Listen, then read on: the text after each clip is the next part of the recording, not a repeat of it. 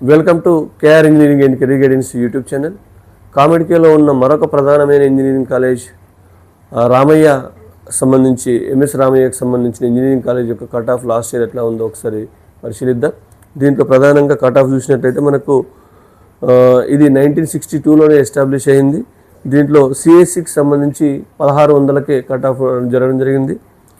తర్వాత AIDS artificial intelligence and data science సంబంధించి 3422, సిఎస్ఎంకి సంబంధించి 2098, తర్వాత AIML artificial intelligence and machine learning సంబంధించి 3244, తర్వాత ఈసీఈకి సంబంధించి 4500, ట్రిపుల్ఈకి సంబంధించి 8300 వరకు మీకు last year MS Ramaiah institute of టెక్నాలజీలో మీకు కట్ ఆఫ్ ఉండడం జరిగింది.